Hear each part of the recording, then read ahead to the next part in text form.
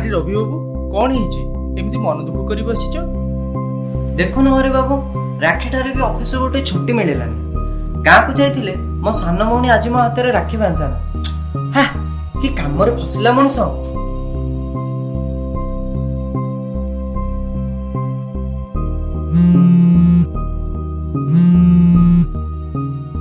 Hello hello sir, ଆପଣଙ୍କର ଗୋଟେ parcel ଆସିଥିଲା। ପାର୍ସଲ? କାଇଁ, ମୁଁ ତ କିଛି ଅର୍ଡର କରିନି। କିନ୍ତୁ ସାର୍ ଏଇଟା ରବି ମହାପାତ୍ରଙ୍କ ନାଁରେ ଏଇ ଆଡ୍ରେସ୍ ହିଁ ଆସିଛି। ଆଚ୍ଛା ଠିକ ଅଛି, ଅଫିସ ପାଖକୁ ଆସ। ହଁ ସାର୍, ଠିକ୍ ଅଛି। ମୁଁ ଅଫିସ ବାହାରେ ଅଛି, ଆପଣ ଆସି ରିସିଭ୍ କରି ନିଅନ୍ତୁ।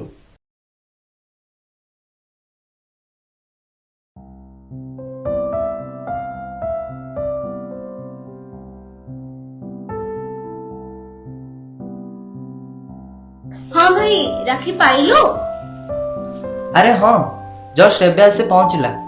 ଭାବିଥିଲି ଆଜି ରାକ୍ଷୀଟାରେ ମୋ ହାତ ଫାଙ୍କା ରହିଯିବ। अरे तू सेमती के भाबुଛୁ? ମୁଁ ଥାଉ ଥାଉ ତୋ ହାତ ପୁଣି ଖାଲି ରହିବ? ଆଚ୍ଛା ହଉ, କହିଲୁ ତତେ କଣ ଦରକାର? ନାଇଁ ଭାଇ, ମତେ କିଛି ଦରକାର ନାହିଁ। ବସ୍ ମତେ ଏତିକି ଦରକାର, ତୁ ମତେ ଯେତେ ଇଜ୍ଜତ ଆଉ ସମ୍ମାନ ଦଉ, ତୋ ଆଖପାଖରେ ଥିବା ସବୁ ଝିଅଙ୍କୁ ସେତିକି ଇଜ୍ଜତ ଆଉ ସମ୍ମାନ ଦବୁ। ୟା ଛଡା ମତେ ଆଉ କିଛି ବି ଦରକାର ନାହିଁ। ଆଚ୍ଛା ହଉ, ଠିକ ଅଛି, କିନ୍ତୁ ତୋ ଗିଫ୍ଟ ମୁଁ ତୋ ପାଖକୁ ପଠେଇ ଦେଇଛି।